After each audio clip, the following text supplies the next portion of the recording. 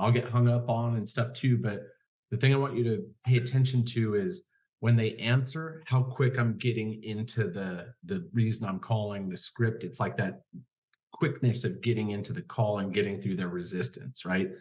And then kind of following the script down from there, just so you can see how, like, when I'm prospecting, I'm always thinking, okay, where am I going to get a lead from today? And okay, I've got this expired list right here. Where am I going to get one of these from the expired list?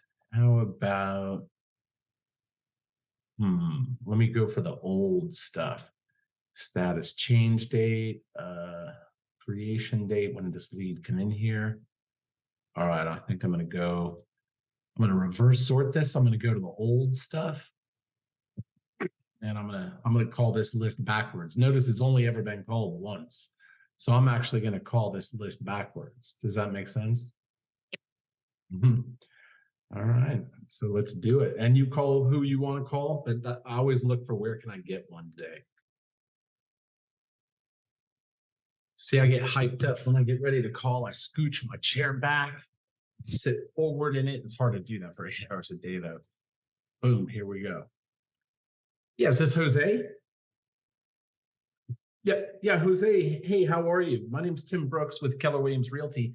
Hey, the reason I was calling you is I saw that your property on 35th Avenue came off the market last year in January. And I was just calling to see if that property was still available. Is it still for sale, or what's the situation with it? Yeah, no, I saw that it came off the market last year, almost 2 years ago, right? So there's an incredible shortage of inventory right now, which is why I'm calling you. So let me ask you, obviously the property didn't sell. If it had sold, where were you going next? Were you staying local or leaving the area? So you hung up. That's all right. Like I said, they're either going to hang up or set an appointment with me, right? Yes. I'll put a little note in there. Contact. All right. Who's next? See, I didn't have my script in front of me either, but I know it to be able to go through the whole thing. Has been forwarded to voicemail. The person you're trying to reach is not available. At the tone, please record your message. When you have finished recording, you may hang up. So I'm looking, okay, well, I've got Sylvia here, Marilyn, Liliana. That way, if one picks up, I've scanned their names already, so I don't get surprised. And if it's a weird name, that way I can kind of figure it out. I'm getting Josephine. And I'll make a little game out of it. Hello, we are not available now. Please leave. Sometimes I'll set this timer for myself too, a countdown timer. There's a little goal to, like, okay, I've got 45 minutes of like focus or whatever. And then I'll take a break. Hello, Marilyn. Marilyn, hey, Marilyn, hi, this is Tim Brooks with Keller Williams Realty. Hey, the reason I was calling you, I saw that your property on the 143rd Terrace was on the market early last year, and that didn't sell. And I was curious if that property was still. Yeah, is Josephine there, please? Hello? Yeah, is Josephine there, please? Josephine, or is this Anthony? Yeah, who's this? Hey, Anthony, this is Tim Brooks with Keller Williams Realty. Hey, the reason I was calling real quick, I saw early last year, almost 2 years ago, you had your house on the market, but didn't sell it. And I was just curious because inventory is real tight. Is that property still available? Is it still for sale, or what's the situation with it? It will be up for sale next week. Excellent. Let me ask you, have you already listed it with an agent, or are you still interviewing agents for the job of getting it sold? I'm interviewing. I need to get it appraised, actually. Excellent. Well, it turns out that my timing is impeccable. So I'm one of the top listing agents in the entire country, and I would love to interview for the job of getting your property sold for the most amount of money possible. What would be a good date and time that we could get together, either on Zoom or in person, for me to show you what I do to get properties sold for the absolute most amount of money possible and in a time frame that works for you. Anytime. Okay. But I just need to ask you, what do you charge? Well, actually, I'm glad you mentioned that because I'm one of the few agents out there that actually let my clients pick their commission rate. So I've got a few levels of marketing and things that I do. Some of it's over the top and it's a little expensive. So I have to go 6% if you need all that stuff. I do the whole 3D room scans and the drone and all that stuff. But if you feel like you don't need all the bells and whistles, I can do 5%, which is just a normal listing service, with the photos and video and all that stuff, but not some of the more expensive stuff I have to do. I just trim out if you don't think it'll be necessary. Does that make sense? What do you think about 3 or 4%? Well, We're just listing it on Zillow because the house is a hot item and people want to buy this house, and I got a lot of cash offers about wanting to buy this house, but I don't want to. I want to get as much as I can for the house, but I know the house needs work. Okay. And I'm willing on putting my hand down and leaving. Absolutely. Because Josie died a year and 3 months ago. I'm sorry to hear that. And yeah, she passed away. I got the house, but my brother did a stupid trust on it. Pulled a stupid fraud trust, and he has 21 days. And next week is the 21 day that if he doesn't respond or whatever, we're going to court. Whether he shows up without an attorney or whatever, I'm fighting to get the house back. But I want to be ready to pull the trigger. Okay. As soon as I get out of court to get the house back. Yep. I've been through that situation a few times. And what's funny, my mother just passed away back in March, and me and my brother just sold her house. But luckily, we had a good relationship and it went fairly smoothly. But so as far as the 3%, it's okay. It still hurts, but just like in your situation, same thing, right? But that's why I feel for you. So one thing that I would like to do is just make your life a little bit easier and simpler, because it sounds like you've gone through the ringer on this a little bit. Like I said, I am one of the top agents in the entire country. I'm very good at this, and my system is specifically designed to create a bidding war for properties like yours. And I know it's important to you to get the most amount of money possible. I'm going to show you when we get together exactly how I do that. Now, sometimes discounting the commission is good, sometimes it's not. It just depends on what kind of buyer and buyer agents will attract. But I'll assure you that if you're working with me, you definitely will get a lot more money than if you're not, or let's say you just discount it and try and sell it on your own. I'm also an expert negotiator, so it's my job to get you the absolute most amount of money possible and to negotiate a buyer's agent or a regular buyer up to your asking price. Does that make sense? Yeah, I just want to let you know, I called Bobby.com. Okay. Bobby, I'll buy your house, cash offer. Yeah. He came out here.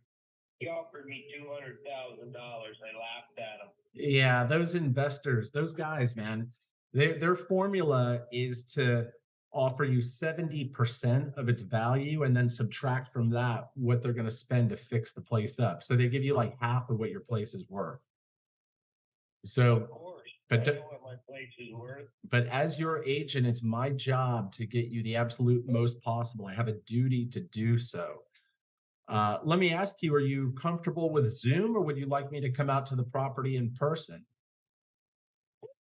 It's up to you. Okay. Where are you at? I live in Sunny Isles. Are you in Miami? Yeah, I live in Sunny Isles, and my office is in Aventura. Now, this property is in Miami Gardens, right? Yeah. Okay, so you're just right over across 95. So it's a quick 5-minute shot for me. Right.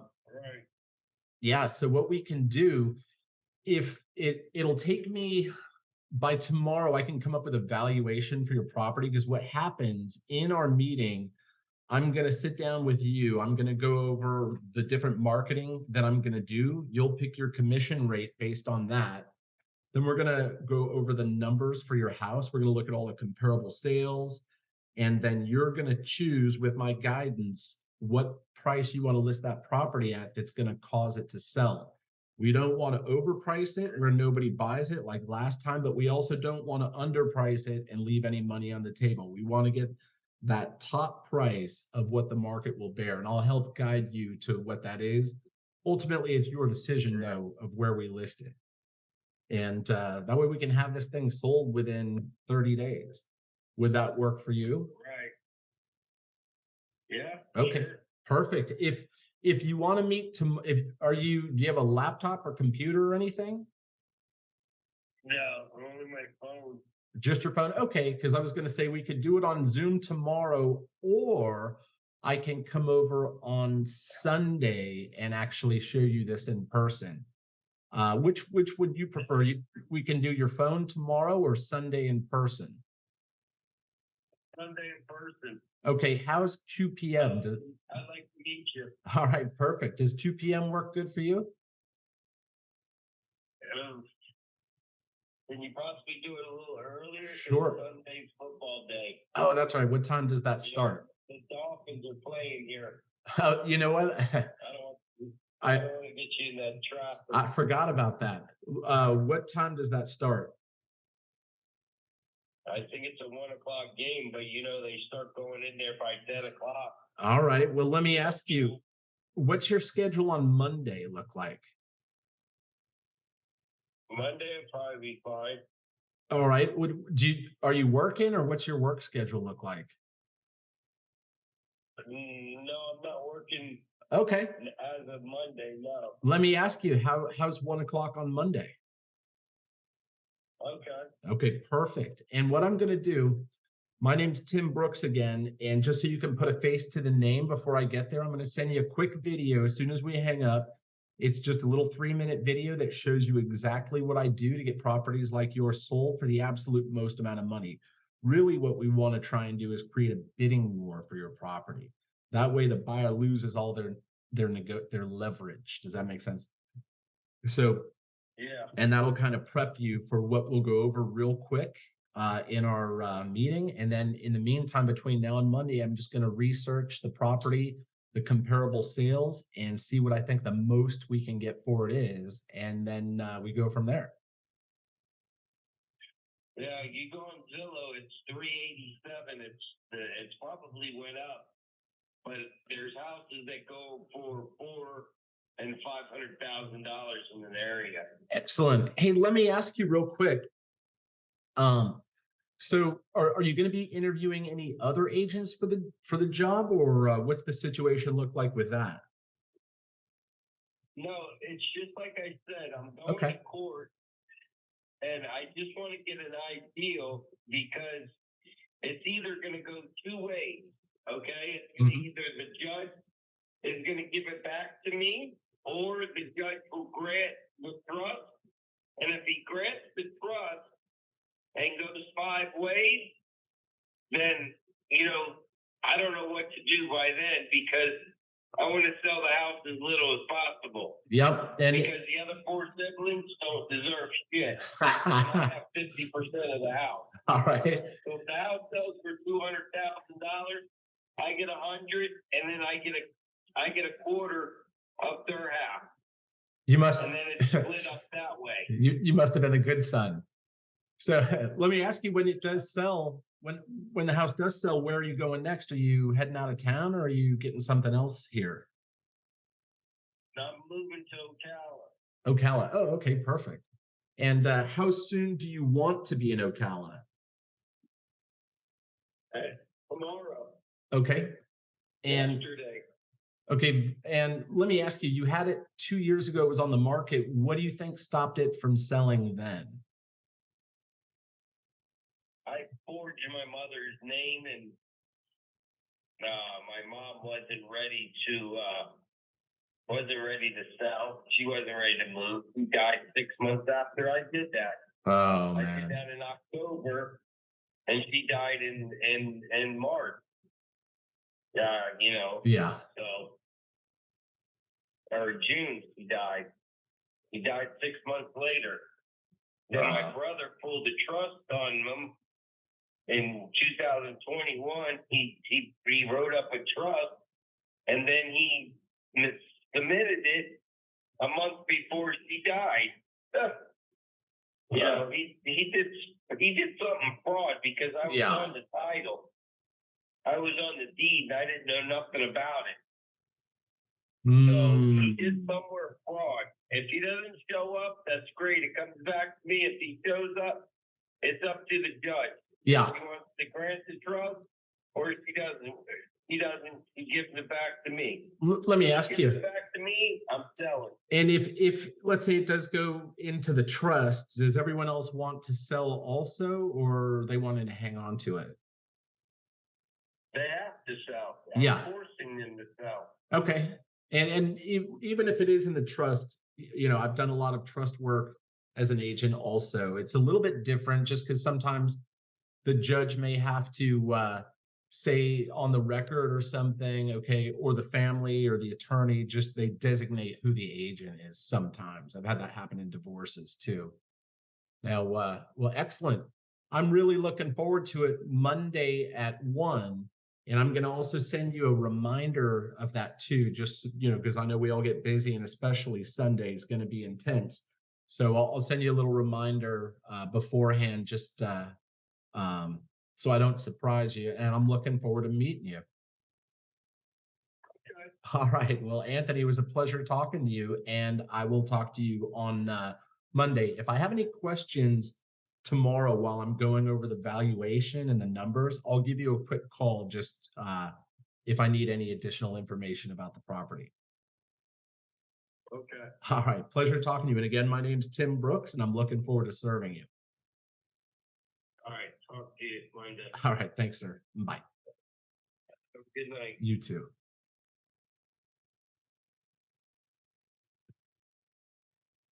All right. So I just need to do a little note. And then because sometimes if you hear someone else say a thing, or like I threw in extras that weren't in the script, right? And so the script is kind of the core thing that you go on. And if you go off the script, just like in the Jordan Belfort training, it's either to gather intelligence, like gather information, or develop rapport, right? And part of that, I was selling him a little bit too, like, oh, I'm the #1 agent, and this and that. And here's how my system works and whatever. And I'm a little off script with that. And then I come back to the next line of the script and then go right from there. And then really, I only really hit 3 lines of the script. It was the intro was pretty strong, right? So he understood why I was calling, and that was clear to him. And then him saying, no, it's not on the market. It's like, yeah, I know it came off the market 2 years ago, and here's why I'm calling. And then I kind of went off a little bit because I threw in the extra of, okay, inventory is really tight and blah, blah, blah. And then went back onto the thing, asking him what the situation was, right? If he was still interested in selling. And then turns out, hey, he is. So, and then, but I did flare a little bit. Sometimes flare is if I have to kind of impress him a little bit or peacock in front of him a little by throwing some extras in there or explaining what I do, how I do it, and then go for the close. And so if you guys see me do that a few times, I think it'll give a much clearer picture of, oh, okay, that's what that is. That's what that sounds like, or that's what that looks like, or that's how you did that. Oh, it's okay for me to throw this in there if I need to convince them. Oh, okay. It'll just be more clear, I think, maybe. Because I think you guys can all do, I think you guys all have the talent to do it. You know what I mean? I think maybe it's just, you need clarity of what it looks like. And then you guys can go to town. Maybe, what do you think? Yeah. I got Especially lucky. with I got lucky on that though too, that I didn't have to sit for like an hour to get someone to pick up, right? Yeah. And then I actually noticed like the one you used I mean when it was expired, like the date, so Yeah. we're actually able to use that. Uh Yep. I I don't know where That to that see way that way it those. makes sense, right? That way the call makes sense. Like that's on how I mean So so I'll you'll show be you able to where. mention them So to see here's it. where. Okay. Um, let's take this guy for example, right? So there's the miscellaneous field here, and then lead sheet. So I got that information right here. This is when this property expired back in January of 2022. Now, if you're on a call and your script is automatically up there, your script will be blocking this. So you just click this tab instead of your script if you want to see this information. And sometimes, real quick too, I may hit Zillow while I'm talking to them just to really quickly see the property, see if it's a total dump or if it's good or what the little Zestimate on Zillow says it's worth. Or I also will look at the Google map just to get an idea of where the property is to see if I'm familiar with the area, which Miami Gardens I'm not familiar with very much at all. And if this is accurate, this doesn't look like Miami Gardens. Miami Gardens is up here. So that may not be the right. Oh, this is a different guy.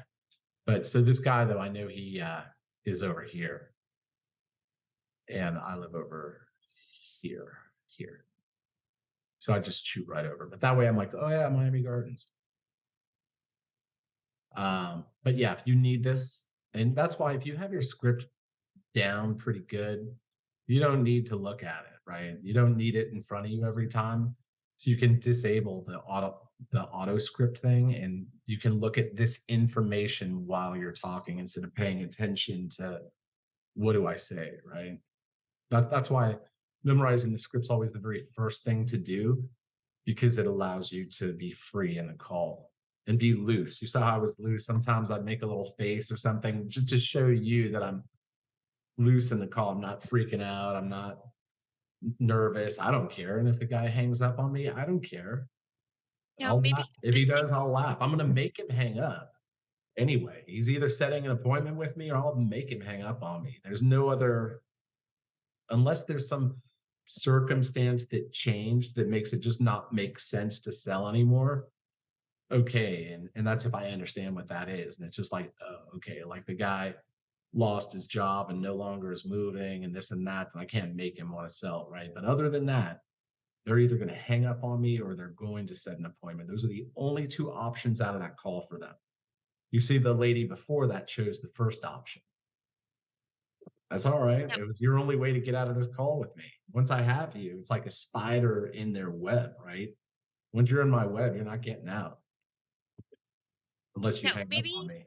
Oh, yeah, I think that's maybe like what you mentioned earlier in your message that it sounds like I'm not sure with the script. Well, maybe I might sound too nervous and like for example, he provided a specific scenario like I'm currently doing this like that like and I'm going to go check the objections. Then I rattled like I really don't know what to say. That makes me nervous. So And really it's only one of like two or three things that I'll say, oh yeah, like you heard my pitch about my system, one of the top agents in the country and blah blah blah, and it's my job to get you the most amount of money in a time frame that works for you. Those are all like standard little lines that I have, but there's only like five of them. It sounds like I just came up with all this stuff, but generally it's only five things that I said, and I almost always say the same five things. So it's instead of this big universe of stuff to say, it's actually just a little tiny group of things to say. You know what I mean? And if you actually go through the two different versions of the scripts, almost all of that is in there in one form or another. That's why if you know the scripts, you can pull a piece out here and a piece out there if you have to.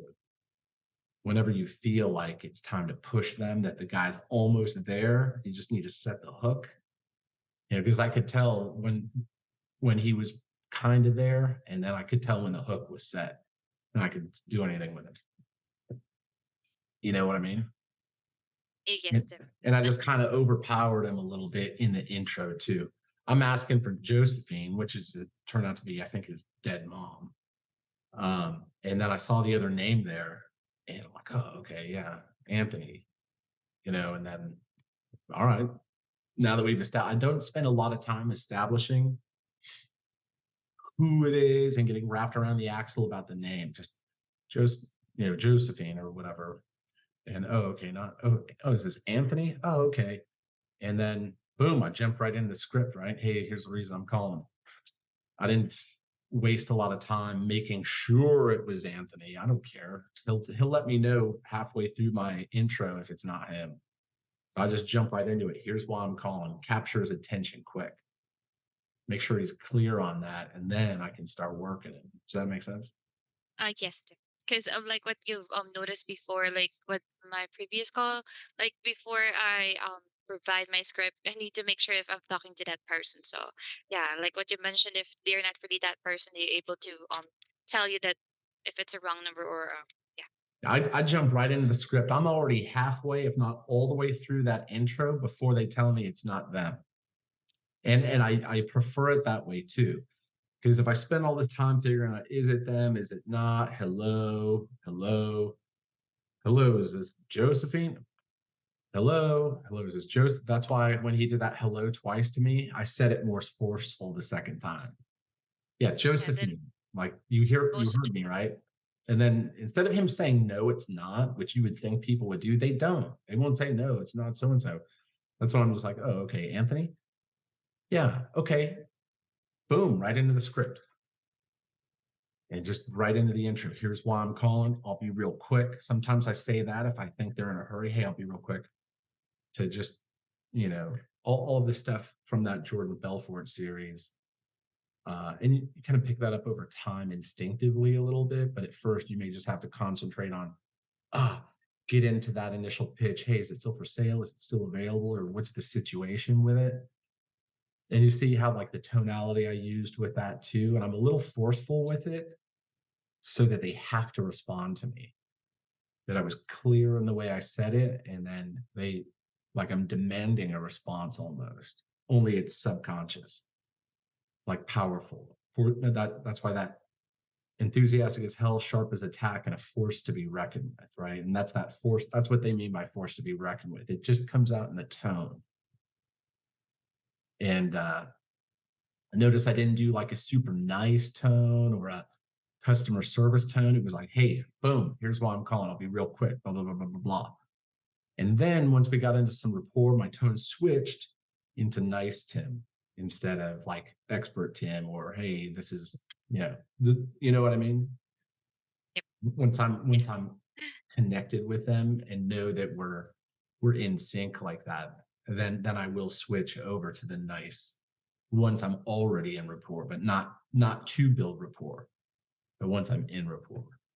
Yeah, because maybe if you're that too soft, that they will be able to control the call instead of you. So instead of you converting it, might be able to hang up because it looks like you're not the right realtor that can help them. Yeah, and you mentioned the right words too. Be in control of the call, right? And it's like get in control and stay in control. And that's kind of how I do that. And then once you have them answering your questions and stuff like that, you're in control of the call. It's also why I use what they call trial closes, which are those words like, does that make sense? Or here's how it works. Here's what we're going to do in our thing. Does that make sense? And by him saying yes, that makes sense. That's a trial close. That's him saying yes to my questions. And then that means we're in control of the call. If they're trying to do their own thing with it, it's like, well, here's how it actually works. And that way they're on our system and we're not on their listing system. And he asked the questions about commission and threw in all the little extras. So I was glad that he did throw a few other things in there too, so you can see kind of how I handle that too. And then while I'm in the actual presentation with him, I show him all of the video and what we do and everything else, and provide all this value in the presentation that at the end of the presentation, he will pick the 6% package without me having to force him to, because he'll be like, whoa, I get all that. Okay. It'll make sense to him without me having to push him.